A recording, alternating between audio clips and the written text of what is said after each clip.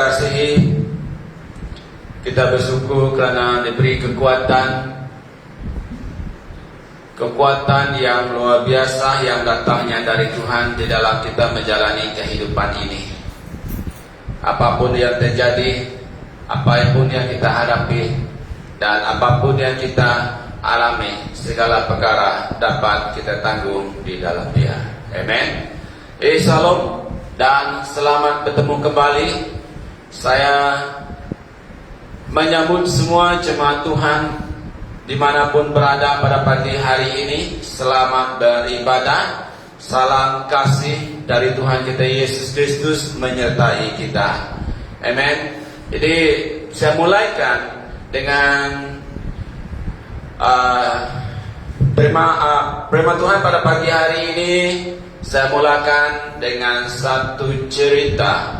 Ya, beberapa hari yang lepas saya bertemu dengan Pastor Tini dan dia menunjukkan kepada saya satu video. Ya, di dalam video itu tentang seorang lelaki dalam usia 40-an.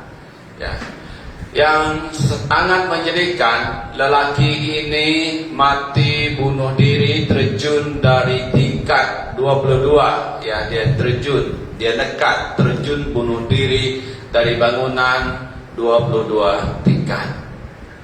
Dalam beberapa bulan ini ataupun dari tahun ini, dalam tahun ini kita sering kali mendengar tentang kes orang mati bunuh diri. Ini bukanlah berita yang baik bagi kita. Sebagai hamba Tuhan, saya sangat sedih. Ya, mengapa? Sebab mereka mati bunuh diri, tempatnya adalah pasti neraka. Ya. Jika ada Tuhan di dalam kehidupan mereka, keputusan ini pasti mereka tidak ambil. Jadi orang yang dekat untuk bunuh diri disebabkan dia telah merasakan tiada lagi pengharapan di dalam hidupnya. Dia merasakan tiada lagi pengharapan bahawa situasi yang dia hadapi akan berubah.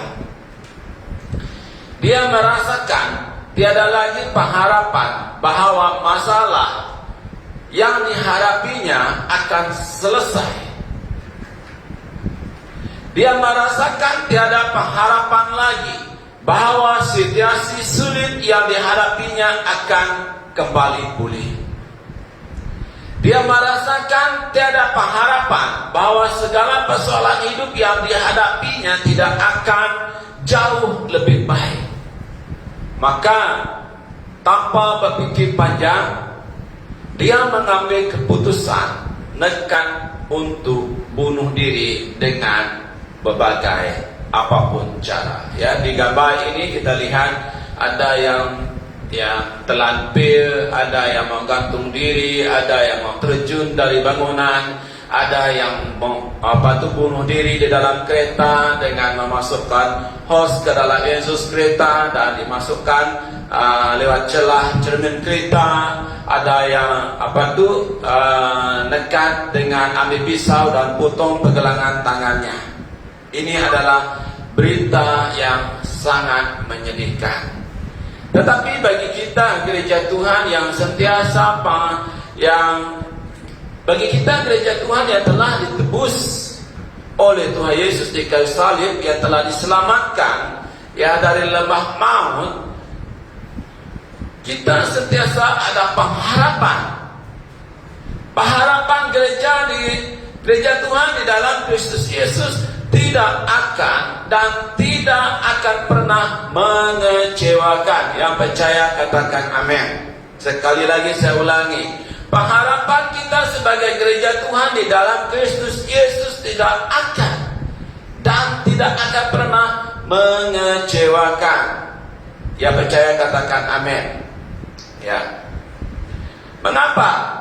Di dalam Roma bagi 5 ayat 5, pengharapan tidak mengecewakan. Mengapa pengharapan tidak mengecewakan?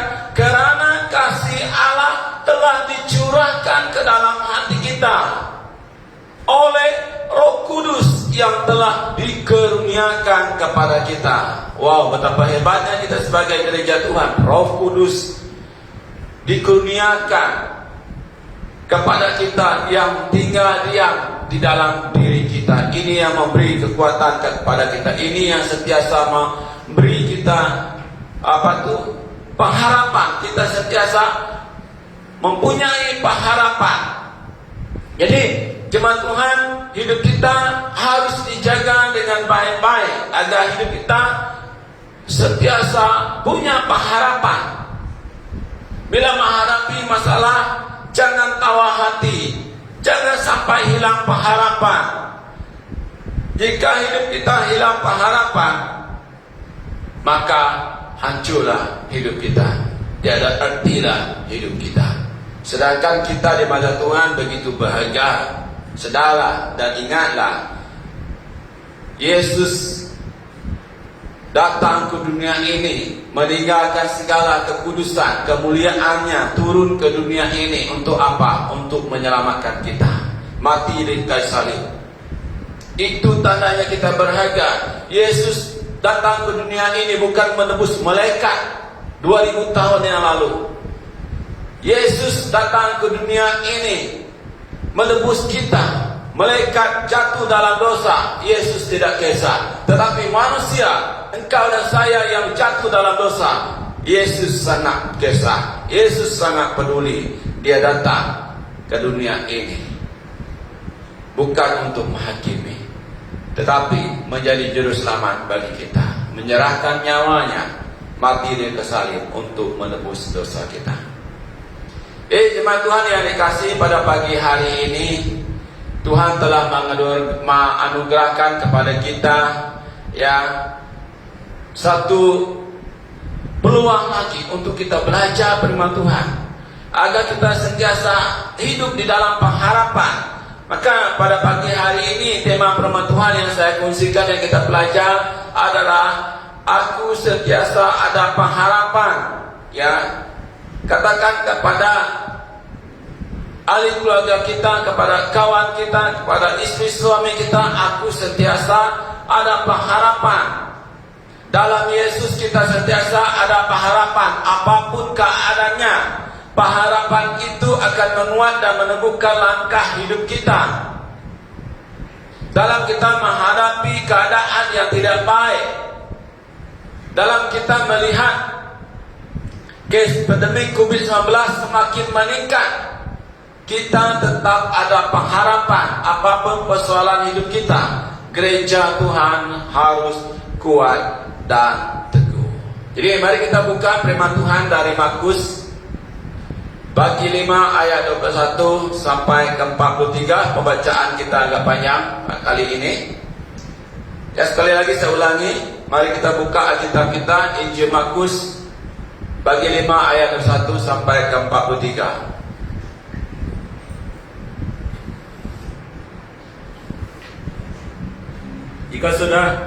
Jika sudah mendapat, Markus 5 ayat 21 sampai 24, saya baca untuk kita. Sesudah Yesus menyeberang lagi dengan perahu, orang banyak berbondong-bondong datang lalu mengerumuni dia. Sedaya berada di tepi danau, datanglah seorang kepala rumah ibadat yang bernama Yairus. Ketika ia melihat Yesus, tersungkurlah di depan kaki Yesus. Wow, pernahkah kita tersungkur di kaki Yesus?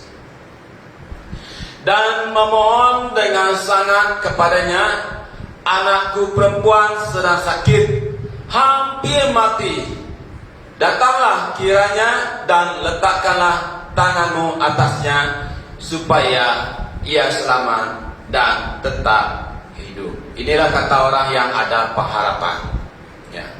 Lalu pergilah Yesus dengan orang itu. Orang banyak berbondong-bondong mengikuti dia dan berdesak-desakan di dekatnya.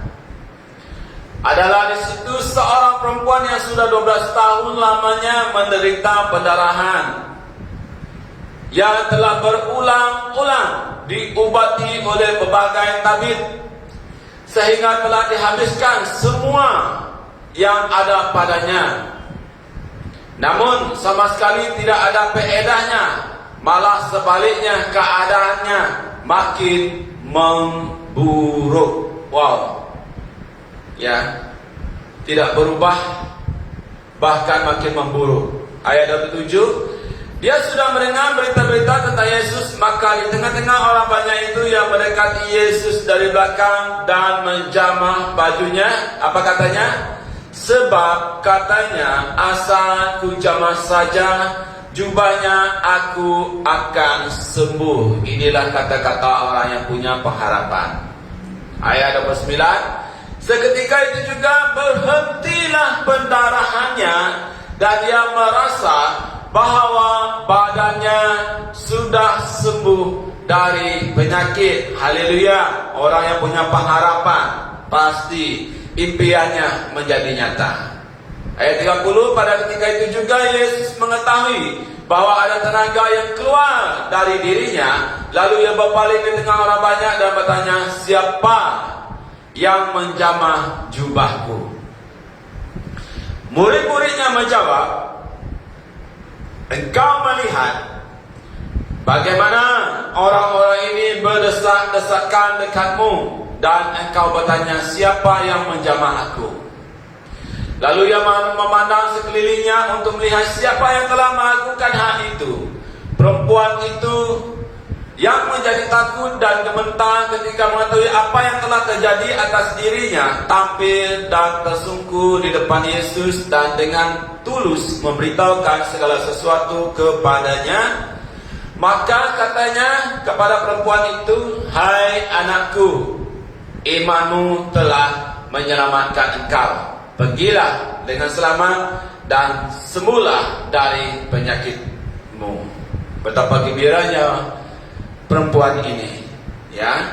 Ketika Yesus masih berbicara, datanglah orang dari keluarga kepala rumah ibadat itu dan berkata, anakmu sudah mati.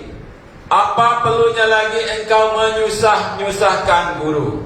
Tetapi Yesus tidak menghiraukan perkataan mereka dan berkata kepada kepala rumah ibadat, jangan takut, percaya saja. Tetapi Yesus tidak menghiraukan perkataan mereka dan berkata kepada kepala rumah ibadat, ya, saya ulangi, jangan takut, percaya saja. Saya ulangi. Ayat 37, lalu Yesus tidak memperbolehkan seorang pun ikut serta kecuali Petrus, Yakobus, Yohanes, saudara Yakobus. Mereka tiba di rumah kepala rumah ibadat dan di sana dilihatnya orang-orang ribut, menangis dan meratap dengan suara nyaring.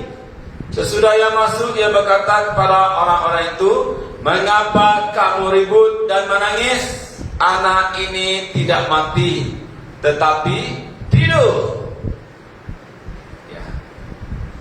Tetapi mereka mempertawakan dia, mereka mempertawakan Yesus. Maka diusir Yesus semua orang itu. Lalu dibawanya ayah dan ibu anak itu, mereka yang bersama-sama dengan dia, masuk ke kamar anak itu. Apa yang Yesus lakukan?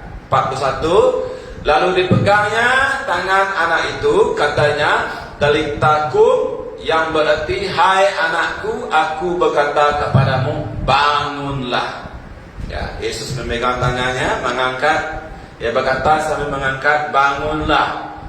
Mujizat terjadi, kuasa Tuhan dinyatakan. Seketika itu juga anak itu bangkit berdiri dan berjalan. Sebab umurnya sudah 12 tahun. Semua orang yang hadir sangat takjub. Tidak pernah mereka melihat hal seperti itu. Ya, dengan sangat ia berpesan kepada mereka supaya jangan seorang pun mengetahui hal itu. Lalu ia menyuruh mereka memberi anak itu makan. Haleluya, puji nama Tuhan. Mari kita berdoa sekali lagi sebelum kita belajar firman Tuhan pada pagi hari. Terima kasih untuk firman-Mu yang menjadi santapan rohani kami. Roh Kudus-Mu akan memberi pengertian kepada kami untuk mengerti dengan lebih dalam akan firman-Mu Tuhan, agar kami sentiasa hidup di dalam pengharapan, karena tiada yang mustahil bagimu. Kuasa-Mu tetap Engkau nyatakan dari dulu, kini, dan selama-lamanya. Pakailah hamba-Mu yang tidak sempurna ini Tuhan, untuk menjadi berkat buat setiap umat-Mu yang telah Engkau tebus, agar Tuhan Yesus iman setiap anak-Mu dibangkitkan dan mempunyai pengharapan yang dasar. Terima kasih, dalam Yesus kami berdoa. Amen. Jadi jemaat Tuhan yang dikasihi, dari pembacaan firman Tuhan sebentar tadi menyatakan orang yang hidup sentiasa ada pengharapan sangat berbeda dengan hidup orang yang tiada pengharapan. Ini nyata. Ya, dari awal khotbah tadi, cerita yang saya nyatakan tadi, itulah bedanya. Segala sesuatu bagi orang yang hidup sentiasa ada pengharapan benar-benar berbeda. Ya, meskipun ya orang yang sentiasa ada pengharapan telah tiada memiliki apa-apa lagi. Ya, dia tetap punya pengharapan bahwa keadaannya pulih. Dia punya keyakinan. Ya, bahkan di pandangan mata kasar, keadaan semakin buruk dan telah mati, dia tidak takut. Dia tetap percaya bahwa di dalam Yesus keadaan akan berubah menjadi jauh lebih baik. Ya, percaya, katakan amin.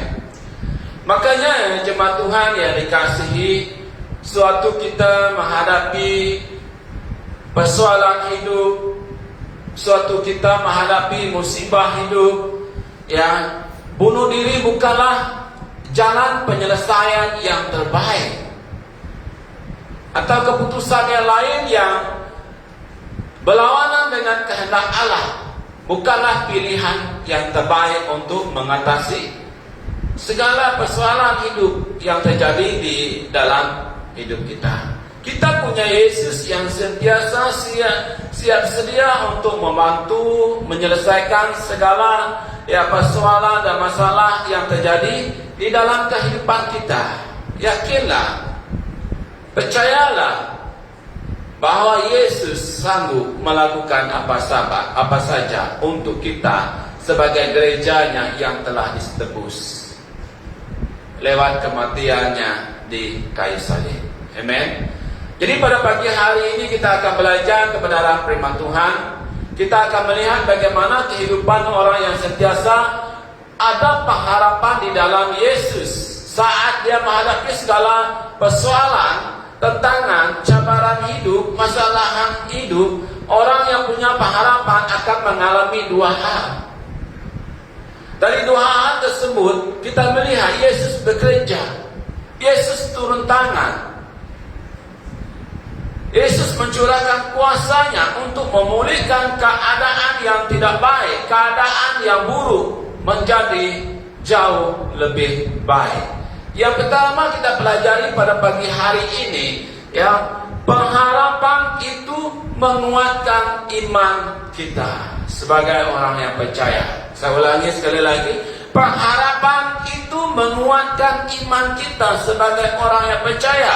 Ayat 25 sampai 29 adalah di situ seorang perempuan yang sudah 12 tahun, bukan 12 hari, bukan 12 minggu, bukan 12 bulan, tetapi 12 tahun dia mengalami pendarahan. Dia telah berulang-ulang, ya, bukan sekali dua.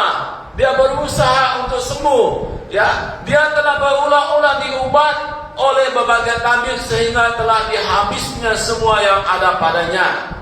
Namun sama sekali tidak ada faedahnya, malah sebaliknya keadaannya makin memburuk. Dia sedang mendengar berita-berita tentang Yesus, maka di tengah-tengah orang banyak itu ia mendekat Yesus dari belakang dan menjamah jubahnya. Sebab katanya, asalku jamah saja jubahnya, aku akan sembuh. Dan yang terjadi seketika itu juga berhentilah pendarahan. Dan ia merasa bahwa badannya sudah sembuh dari penyakit. Pada hari itu jemaat Tuhan dikasihi, tiada rencana Yesus untuk melayani dan menyembuhkan perempuan itu. Yesus tiada temu janji dengan perempuan itu. Saat itu Yesus sedang dalam perjalanan menuju ke rumah Yairus, kepala rumah ibadat, yang anaknya sedang sakit tenang. Yesus telah datang berjumpa dengan dia, memohon belas kasihan Yesus agar Yesus datang ke rumahnya untuk menyembuhkan anaknya yang sedang sakit tenang. Bila-bila masa saja anaknya akan mati. Ya, tetapi Yesus ini datang. Kenapa? Tetapi perempuan ini datang kepada Yesus. Mengapa? Karena perempuan ini ada pengharapan di dalam Yesus. Pengharapan perempuan ini tidak pernah tergugah. Meskipun telah mengalami sakit, menderita pendarahan selama 12 tahun. Bukan masa yang singkat, 12 tahun. Selama 12 tahun dia berulang-ulang berubat oleh tabib, sehingga semua aset yang ada padanya telah habis dipakai. Tetapi tiada perubahan, tiada kesembuhan terjadi. Bahkan keadaannya semakin memburuk. Keadaan semakin memburuk tidak membuat pengharapan perempuan itu hilang, padam. Jadi selama ini dia selalu mendengar tentang pelayanan Yesus yang menyembuhkan berbagai orang yang menghidap penyakit. Ya, berbagai penyakit telah disembuhkan Yesus. Dan saat yang dinanti-nantikannya tiba, bila dia mendengar Yesus datang ke situ. Ini yang membangkitkan pengharapannya semakin membara. Ya.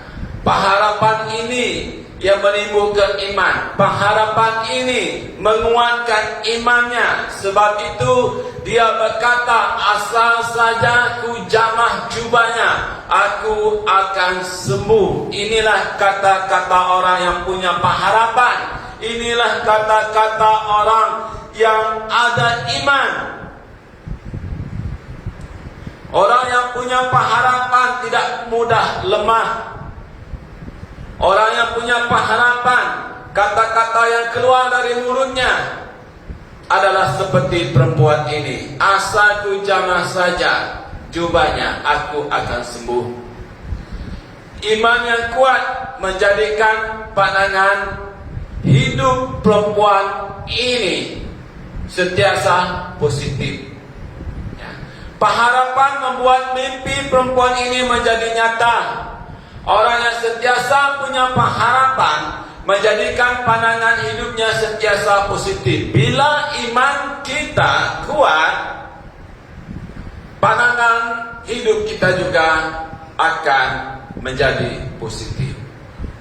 Ya. Dia punya pandangan yang positif bahwa masalah yang dihadapinya akan dapat diselesaikan, akan dapat diatasi. Dia punya pandangan positif meskipun segala miliknya, segala asetnya telah habis.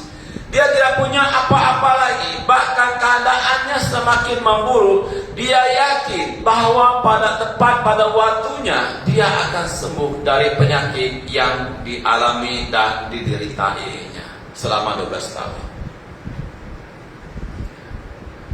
Jadi bila dia datang kepada Yesus, dia tidak minta Yesus menaruh atau menumpang tangan di atas kepalanya.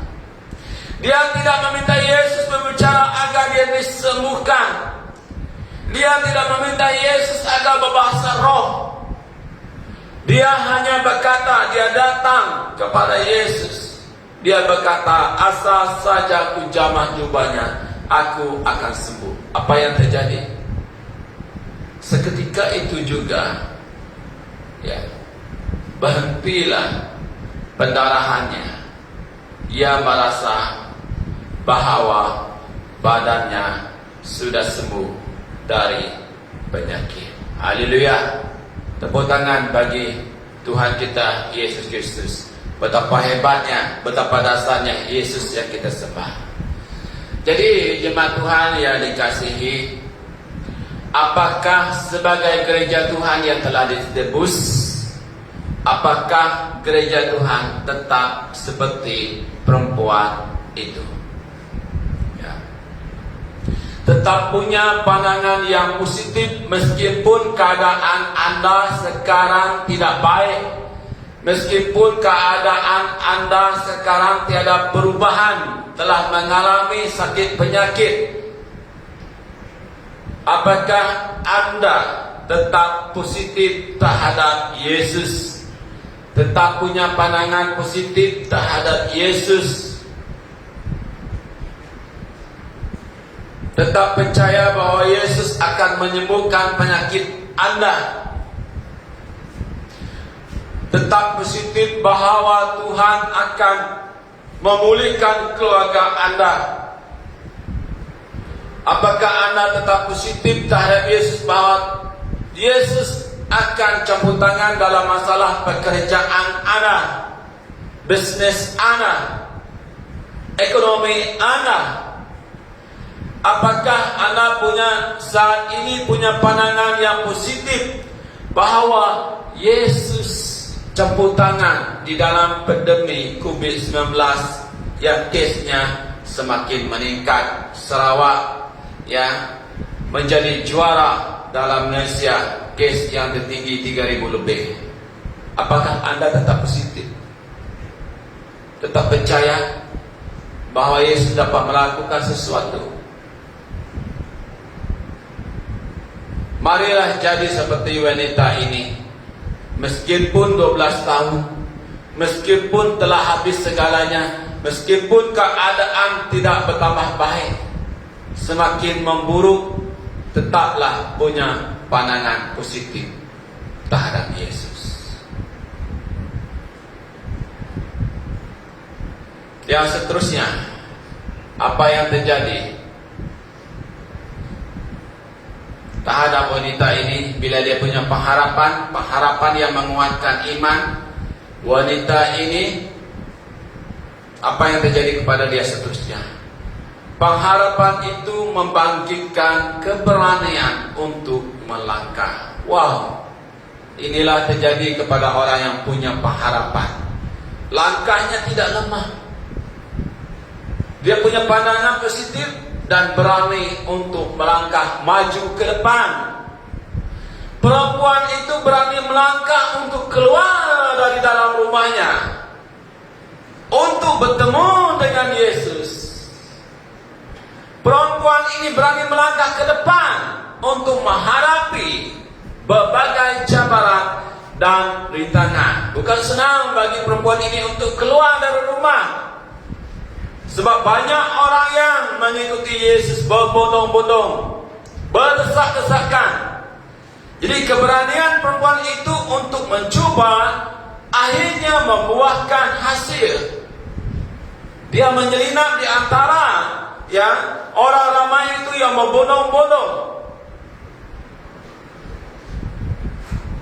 Langkah demi langkah dengan penuh keberanian, dia datang dari belakang, menyusuli dan menyelinap di antara orang ramai banyak itu. Akhirnya dia berjaya menjamah jubah Yesus. Kemudian dia disembuhkan dari penyakit yang 12 tahun telah dialaminya. Tanpa pengharapan adalah mustahil untuk melakukan semua hal ini. Pengharapan itu membangkitkan keberanian untuk melangkah ke depan. Jadi sebagai gereja Tuhan, apakah gereja Tuhan masih punya keberanian untuk maju ke depan? Coba perhatikan selama ini, bagaimana keadaan Anda sebagai gereja Tuhan? Apakah Anda berani maju ke depan dalam keadaan yang tidak baik? Keadaan yang semakin memburuk, ekonomi yang semakin down, Apakah gereja Tuhan berani maju ke depan untuk mencoba? Perempuan ini dia berani karena dia punya pengharapan. Dia berani keluar dari rumah, dia berani mencoba, dia tidak takut gagal. Ini yang harus gereja Tuhan contohi. Jangan menjadi orang yang pengecut. Gereja Tuhan tidak akan berjaya jika tidak berani mencoba. Perempuan ini berjaya karena dia berani mencoba. Dari mana? Pengharapan yang dia miliki. Dia bukan berani melangkah ke depan, bukan berani sembarangan. Dia berani dengan penuh semangat yang membara. Pengharapan itu membuat hidupnya tetap bersemangat. Ya. Perempuan yang sudah 12 tahun lamanya menderita pendarahan ini sentiasa punya pengharapan dalam hidupnya. Perempuan ini telah mendengar banyak tentang Yesus, maka hal itu yang membangkitkan semangatnya. Hal itu yang membuat semangatnya membara untuk berani melangkah ke depan dengan segala kekuatan, dengan segala tenaga yang ada padanya. Tergeta-geta dia berjalan. Ya, meskipun dalam keadaan badannya yang lemah, dia gagahkan dirinya berjalan di tengah-tengah kerumunan orang banyak yang berdesak-desak. Bukan senang bila kita berjalan di tengah-tengah orang banyak yang berdesak-desak. Meskipun tidak mudah, dia tetap berusaha juga. Terus berusaha. Dia berusaha untuk mendekati Yesus. Dia melepasi seorang demi seorang yang berbondong mendekat pada Yesus. Dan akhirnya dia berjaya mendekat Yesus. Bila dia berjaya, dia hampir dengan Yesus, tangannya diangkat. Ini tindakan yang berani. Tangannya diangkat. Dan dia menjamah jubah Yesus sesuai dengan kerinduan hatinya, sesuai dengan impiannya mau sembuh. Maka terjadilah kesembuhan pada saat itu juga. Tidak tertangguh, tidak ditunda-tunda. Saat itu juga dia sembuh.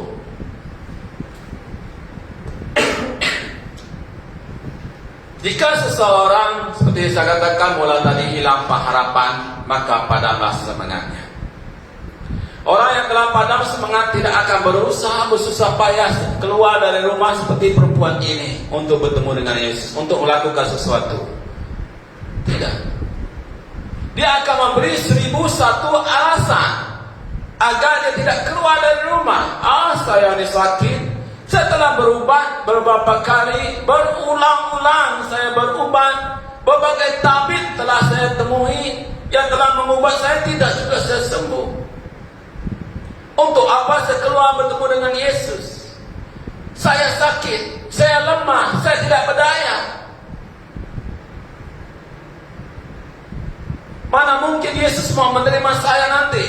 Mana Yesus mau menyembuhkan saya? Saya telah berdosa. Orang yang tiada pengharapan pasti punya 1001 alasan. Orang yang tiada pengharapan, dia tidak akan berusaha.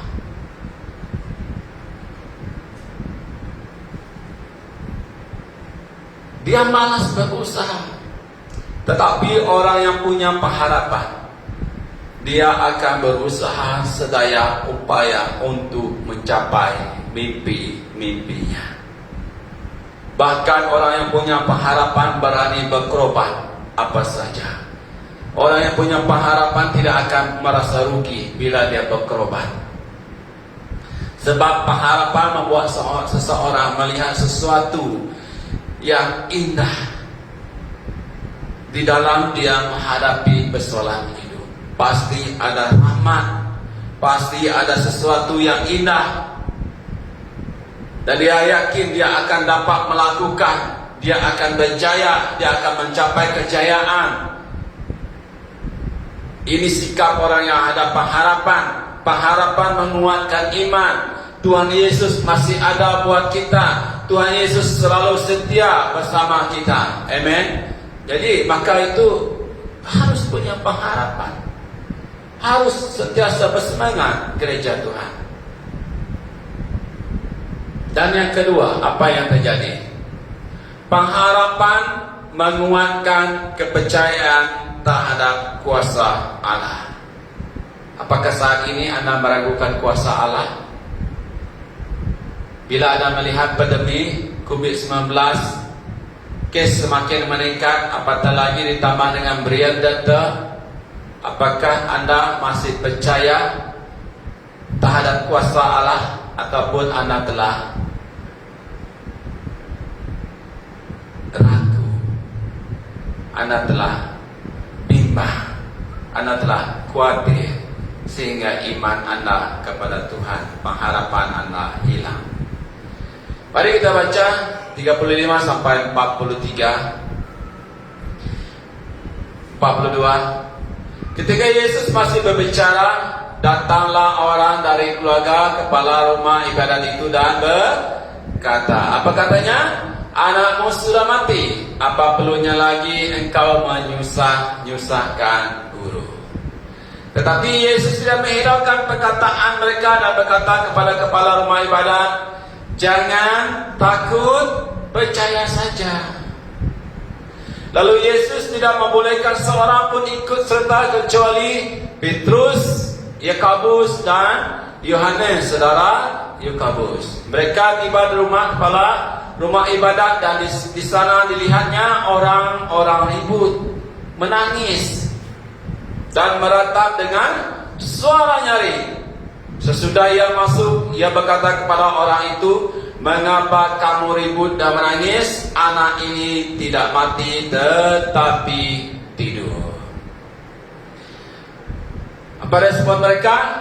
Tetapi mereka menertawakan dia. Maka diusirnya semua orang, lalu dibawanya ayah dan anak itu dan mereka yang bersama-sama dengan dia masuk ke kamar anak itu.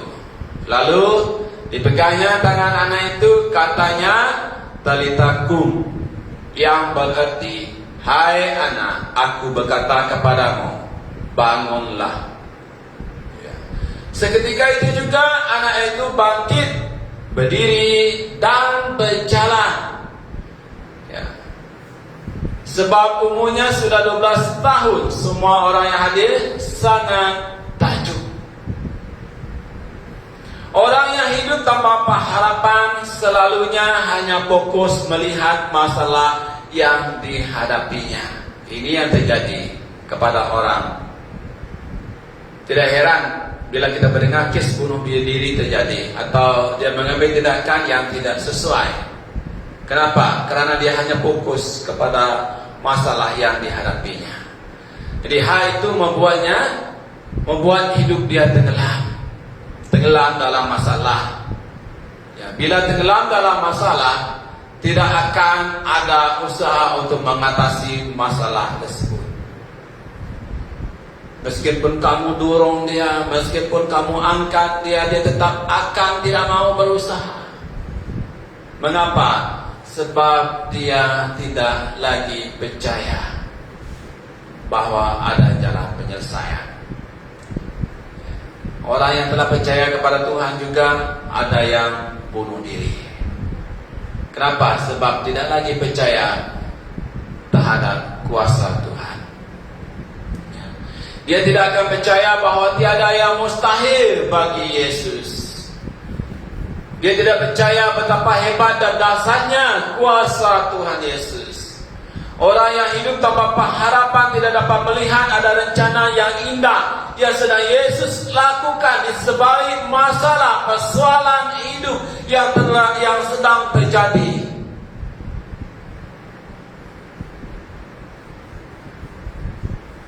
Ketika Yesus masih berbicara, datanglah orang dari kepala rumah ibadat itu dan berkata, Pak, anakmu sudah mati, jadi tidak perlu lagi engkau menyusahkan guru.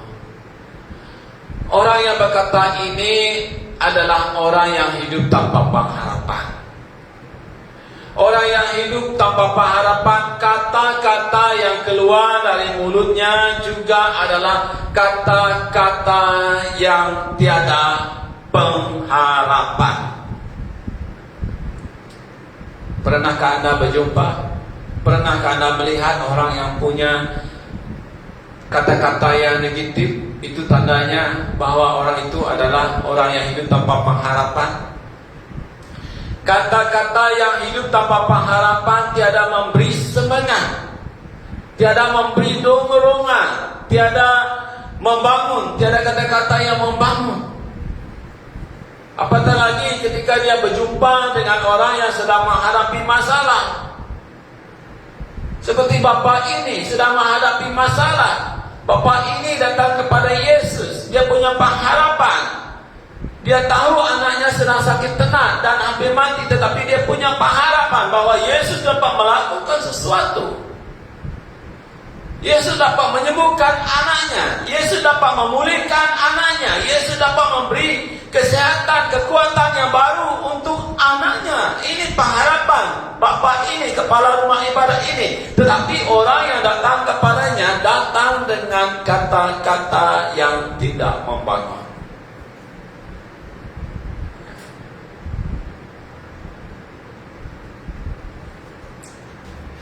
Jadi orang seperti ini bila dia menghadapi persoalan, musibah, masalah hidup, dia akan berhenti di tengah jalan dalam melakukan sesuatu. Ya. Orang yang hilang pengharapan akan begitu mudah menyerah. Begitu mudah dia mengangkat tangan, menyerah kalah. Dia tidak akan mau bersusah payah. Kapak punya kiro ya mulai masa aja ya. Udah mati ya.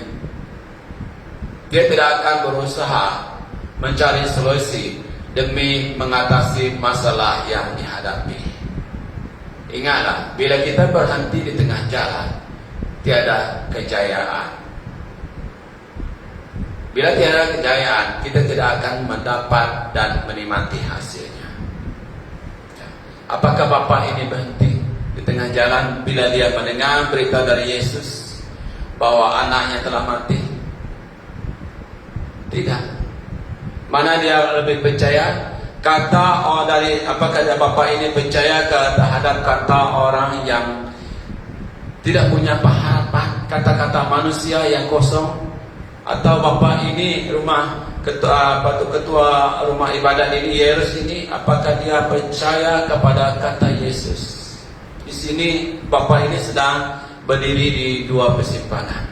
Percaya kepada kata-kata manusia ataupun percaya kepada kata-kata Tuhan Yesus. Apa yang Yesus katakan kepada dia? Tetapi Yesus tidak menghiraukan perkataan mereka dan berkata kepada kepala rumah ibadat, jangan takut, percaya saja. Apakah Yesus, kepala rumah ibadat, memilih percaya kepada kata-kata orang ini atau kata-kata Yesus? Pilihan Bapa ini tepat. Dia percaya, dia mengikut, melakukan kata Yesus. Dia tidak takut, dia percaya. Percaya bahwa kuasa Tuhan dapat membangkitkan anaknya, menghidupkan kembali anaknya yang telah mati. Pertanyaannya, gereja Tuhan, apakah gereja Tuhan masih tetap punya pengharapan jika segala sesuatu yang dihadapi kelihatan telah mati? Pelayanannya kelihatan telah mati. Keuangan kelihatan telah mati. Kesehatan yang kelihatannya telah mati. Pekerjaan bisnis yang kelihatannya telah mati. Ekonomi keuangan kelihatannya telah mati. Dan banyak lagi yang telah mati. Apakah gereja Tuhan tetap percaya kepada Tuhan Yesus atau percaya dengan kata-kata dunia, kata-kata manusia? Manakah pilihan kamu saat ini? Ataupun mana pilihan kamu selama ini? Ketika gereja Tuhan menghadapi keadaan yang tidak baik, bahkan keadaan yang telah mati. Apakah kamu memilih kata-kata manusia, kata-kata dunia, atau kamu memilih percaya, tidak takut, melakukan kata-kata Tuhan Yesus?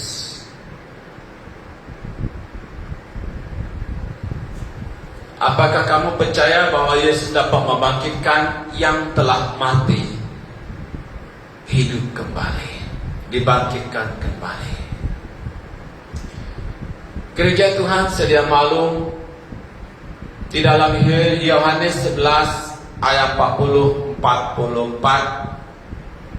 di mana Lazarus telah mati selama 4 hari. Yesus sengaja lambat datang kepada Maria dan Marta. Ketika Maria dan Marta begitu mengharapkan kehadiran Yesus untuk membantu mereka menghadapi masalah yang terjadi di dalam keluarga mereka, yaitu kakak mereka Lazarus sedang sakit. Sakit tenat sampai Lazarus mati pun Yesus tidak kunjung tiba. Bahkan sampai Lazarus dikubur, Yesus tetap tidak kunjung tiba. Semuanya telah hilang. Keadaan sangat lebih buruk. Semuanya telah padam. Apakah Maria dan Marta masih ada pengharapan terhadap Yesus? Apakah mustahil bagi Yesus untuk membangkitkan orang mati? Yesus berkata, setelah Yesus datang ke rumah mereka, Yesus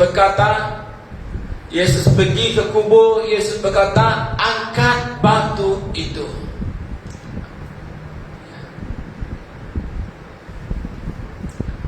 Mata saudara Lazarus berkata kepada Yesus, Tuhan, dia sudah berbau, sebab sudah 4 hari ia mati. Bukan 1 hari, 2 hari, 4 hari sudah bau.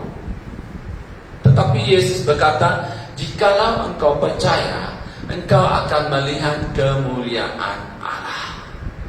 Ya.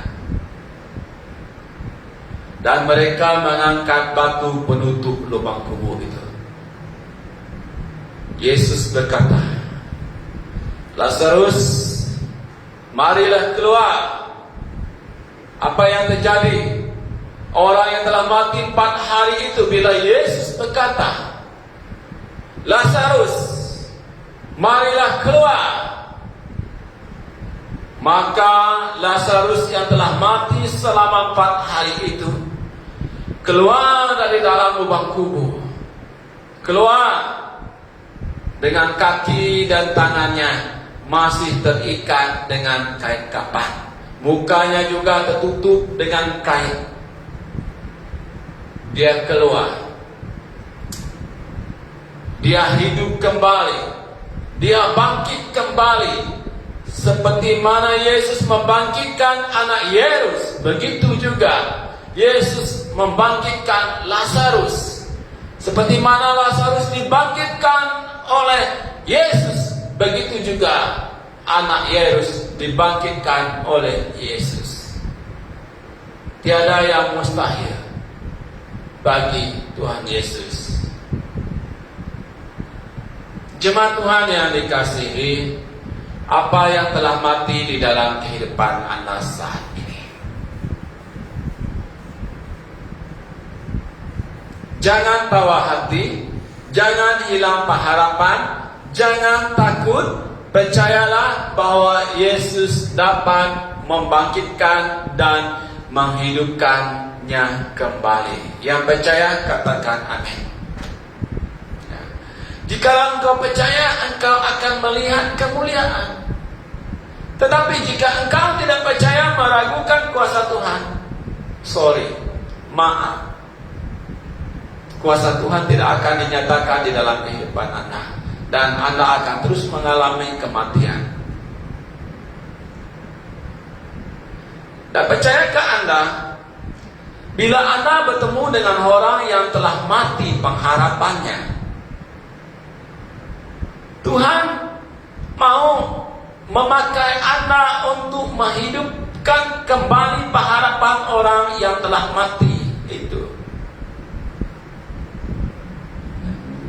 Adakah kita berdoa pada saat ini, Tuhan, temukanlah saya dengan orang yang menghadapi masalah, temukanlah saya dengan orang yang telah mati pengharapannya Tuhan, agar saya bersaksi kepada mereka bahwa Engkaulah sumber pengharapan, Engkaulah sumber kekuatan, Engkaulah Allah yang telah mengalahkan maut, Engkaulah Allah yang telah membangkitkan orang mati, agar orang yang sedang menghadapi masalah yang telah mati pengharapan itu bangkit kembali pengharapannya dan tidak akan bunuh diri.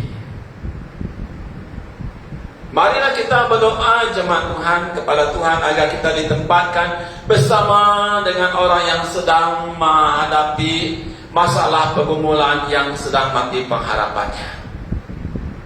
Marilah kita berdoa agar kita bersaksi kepada mereka, agar mereka tidak mengambil keputusan yang salah, yaitu mati bunuh diri, agar kes bunuh diri ini dapat dikurangkan. Selain Tuhan mau membangkitkan apa yang telah mati di dalam kehidupan kita, mungkin kesehatan kita telah mati, keluarga kita kelihatannya telah mati, masih juga tidak percaya kepada Tuhan. Ekonomi kita telah mati, dan banyak yang telah mati di dalam kehidupan kita. Jangan meragukan kuasa Tuhan. Milikilah pengharapan.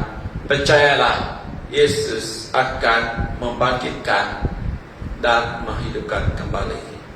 Selain itu juga, Tuhan mau kita semua sebagai gereja Tuhan dipakai Tuhan untuk memberi pengharapan kepada yang telah mati pengharapan, agar harapan mereka kembali bangkit dan mereka menyerahkan hidup kepada Yesus Kristus, dan mereka tidak akan mati bunuh diri.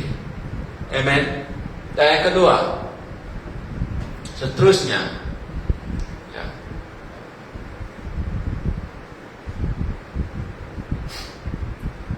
pengharapan membuat langkah iman tetap teguh.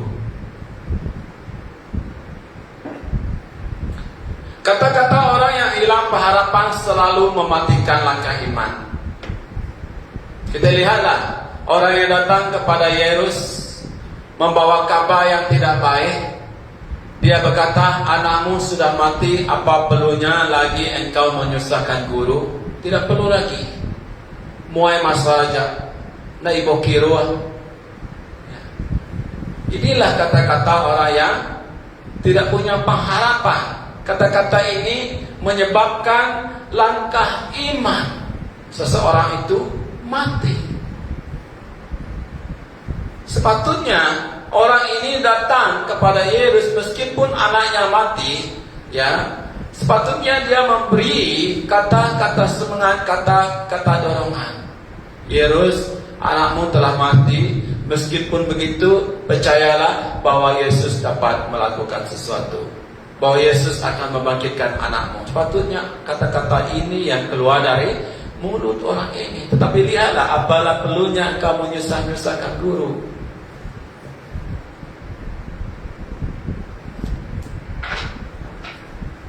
Tentu kita masih ingat tentang 10 dari 12 orang pengintai yang diutus oleh Musa untuk mengintai tanah Kanaan.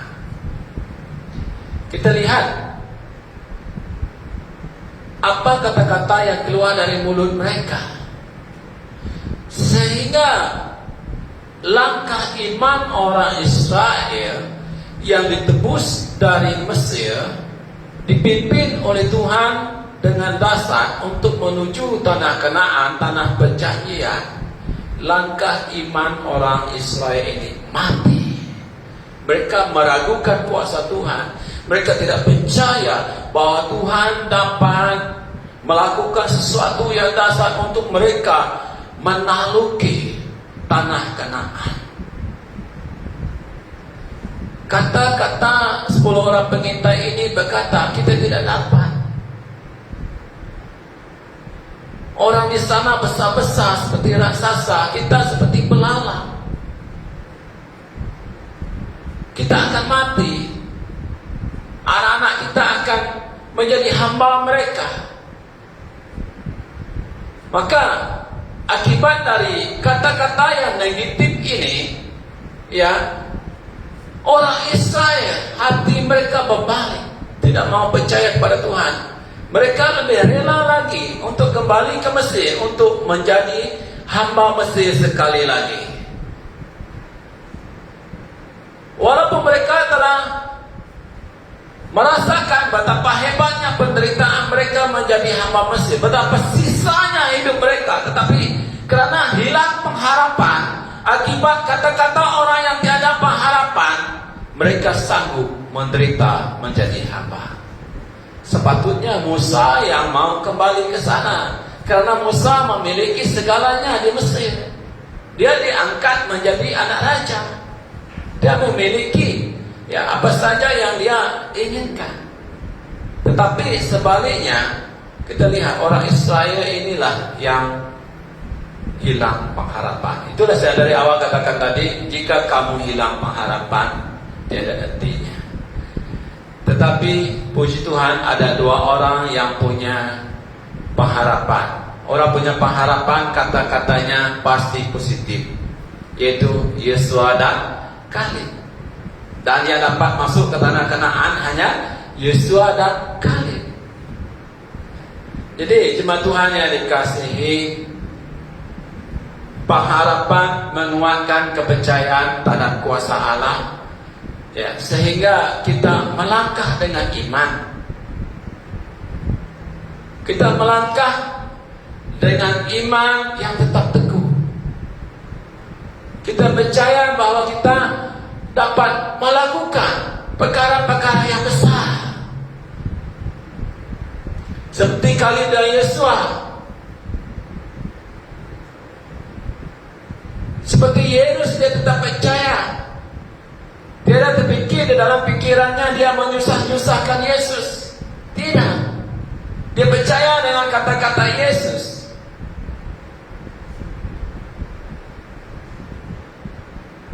Yakinlah gereja Tuhan, bersama Yesus kita dapat lakukan apa saja. Bersama Yesus kita dapat melakukan perkara besar. Kita telah membaca kitab, dan kita telah melihat dari perjanjian lama sehingga perjanjian baru apa yang Allah lakukan. Kita telah melihat bagaimana kuasa Allah telah bekerja. Mujizat demi mujizat terjadi. Dan pada pagi hari ini kita belajar bagaimana Yesus menyembuhkan perempuan yang telah 12 tahun mengalami pendarahan. Dan pagi ini kita belajar juga bagaimana Yesus melakukan perkara yang besar. Anak yang telah mati dibangkitkan kembali, Lazarus yang telah mati dibangkitkan hidup kembali. Maka itu yakinlah gereja Tuhan bahwa kita dapat melakukan perkara yang besar bersama Yesus. Jangan takut, jangan ragu. Seperti yang saya katakan di dalam khotbah, nanti uliah kita pesta, uliah kita melito, uliah melinya, uliah merejatuh, uliah kerjanya, uliah agak seminar, nanti uliah gagak. Kini tu ngak pengalaman. Nama kebuahan nak percaya kuasa Tuhan. Ubah pikiran, miliki pengharapan.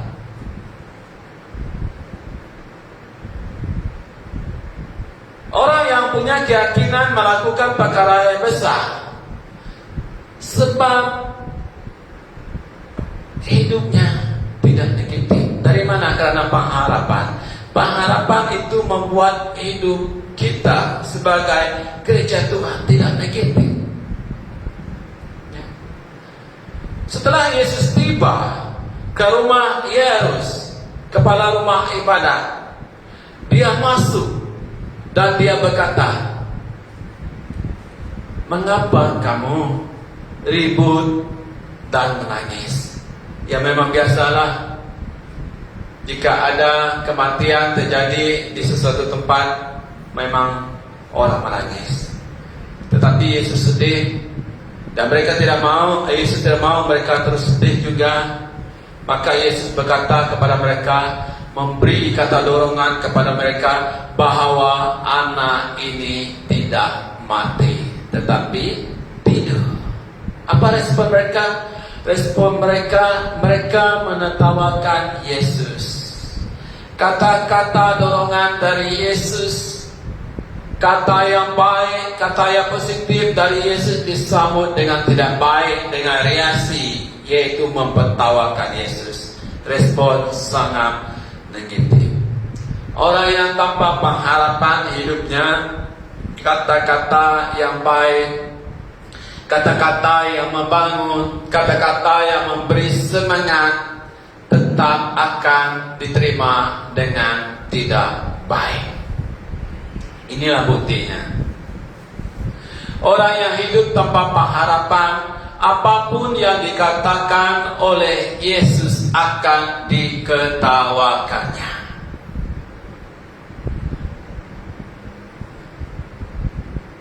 Apapun yang dikatakan oleh Yesus, dia tidak akan percaya. Memang dia masih beribadah, dia datang beribadah, tetapi tanpa kepercayaan terhadap kuasa Yesus. Dia tidak percaya kata-kata Yesus. Akibatnya orang yang negatif terhadap kata-kata Yesus, semua orang yang ketawa kepada Yesus, orang yang tidak percaya terhadap kuasa Tuhan Yesus, orang yang hidup tanpa iman terhadap Yesus, mereka itu akan diusir oleh Yesus. Yesus tidak menerima orang yang negatif terhadap kata-katanya. Mereka yang sentiasa negatif terhadap kata-kata Yesus tidak akan mendapat tempat di hadapan Yesus. Mereka juga telah mendengar bahwa Yesus telah menyembuhkan begitu banyak, ya, dari berbagai penyakit, begitu banyak orang yang mengalami sakit penyakit. Mereka telah mendengar Yesus telah menyembuhkan orang buta, menyembuhkan orang tuli, menyembuhkan orang yang lumpuh. Yesus telah mengusir setan. Mereka telah mendengar Yesus menghentikan badai. Mereka telah mendengar bahwa Yesus memberi makan 5.000 orang dengan hanya 2 ekor ikan dan 5 roti. Tetapi mereka tetap negatif terhadap Yesus. Mereka tetap tidak percaya kepada kata-kata Yesus. Mereka tetap meragukan bahwa Yesus mampu melakukan sesuatu yang besar. Begitu banyak gereja Tuhan yang meragukan kuasa Tuhan, hanya sekadar menjadi orang yang percaya, tetapi hidup di dalam keraguan terhadap kata-kata Tuhan Yesus. Memang dia membaca Alkitab, memang dia mencari khotbah-khotbah di YouTube. Bahkan dia share firman Tuhan, share khotbah-khotbah di YouTube, tetapi tetap meragukan kata-kata Yesus, tetap tidak percaya bahwa kuasa Yesus itu dapat membangkitkan yang mati hidup kembali. Dia say tentang berdoa, tetapi malas berdoa. Baru sekali dua berdoa melihat tidak dijawab, terus padam pengharapan dan berhenti berdoa. Baru sekali dua memberi persembahan pembunuhan, kemudian berhenti memberi persembahan pembunuhan. Mengapa? Karena meragukan kuasa Tuhan. Telah diajar beberapa kali tentang kata-kata Yesus yang memberi galakan, mendorong untuk memberi, tetapi tangan tetap erat untuk tidak memberi, menjadi Haji Bakir bin Lebay Kedekut. Baru sekali dua membaca Alkitab, berhenti sebab meragukan kuasa Tuhan. Ribuan khotbah yang telah diajar dan didengar, bahkan begitu aktif mencari khotbah-khotbah di YouTube, tetapi tetap meragukan kuasa Tuhan. Hidup penuh dengan keraguan, hidup penuh dengan ketidakpercayaan terhadap Tuhan Yesus. Sebab itu begitu banyak gereja Tuhan yang hidup tanpa melakukan firman Tuhan. Mengapa gereja Tuhan hidup tidak melakukan firman Tuhan? Sebab ketidakpercayaan terhadap kata-kata Yesus, seringkali negatif terhadap kata-kata Yesus. Jadi gereja Tuhan yang dikasihi, selagi kesempatan masih ada, marilah bertobat. Jangan lagi meragukan kuasa Allah. Jangan lagi respon negatif terhadap kata-kata Yesus. Tetaplah punya pengharapan akan kuasa Allah, sebab Allah dapat melakukan apa saja. Allah dapat membangkitkan yang mati hidup kembali, yang tiada Allah dapat jadikan tiada. Bertobatlah jika selama ini Anda negatif terhadap kata-kata Yesus. Sekali lagi saya ulangi, bertobatlah. Jangan lagi menjadi seperti orang yang berada di dalam rumah Yairus, yang negatif menerima kata-kata Yesus. Jangan lagi hidup negatif dengan kata-kata Yesus. Respon negatif terhadap kata-kata Yesus berarti hidup tanpa percaya terhadap kuasa Tuhan Yesus. Jauhilah orang yang seperti orang yang berada di dalam rumah Yairus ini. Ya, memang mereka kelihatannya beribadah. Rasul Paulus juga berkata begitu. Kelihatannya mereka beribadah, tetapi mereka memungkiri kuasa Allah, tidak percaya kepada kuasa Allah.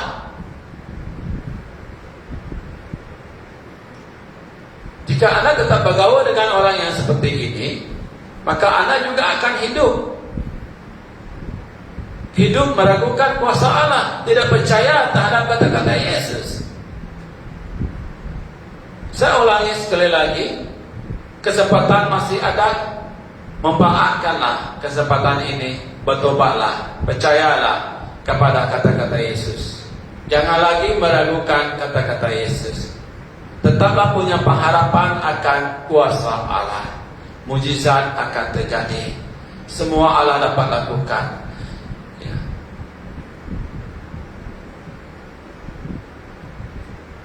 Kita lihat apa yang dilakukan oleh Yesus.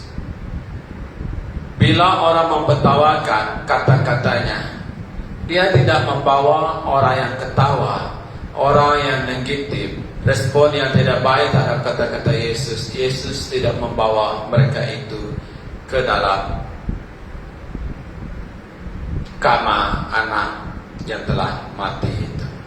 Yang dibawa oleh Yesus hanyalah ayah dan ibunya itu. Mengapa? Sebab respon ayah dan ibu anak yang telah mati ini percaya kepada Yesus, beriman kepada Yesus. Dia percaya Yesus dapat melakukan, membangkitkan anak mereka ini. Yesus membawa ayah dan ibu dan mereka yang bersama-sama dengan dia. Siapa? Petrus, Yakobus, Yohanes. Mereka masuk. Yesus masuk. Yesus memegang tangannya. Hanya dua patah perkataan, Talita kum. Anak ini bangkit. Anak ini bernapas kembali. Anak ini hidup kembali. Anak ini bangkit berdiri. Anak ini berjalan kembali. Haleluya.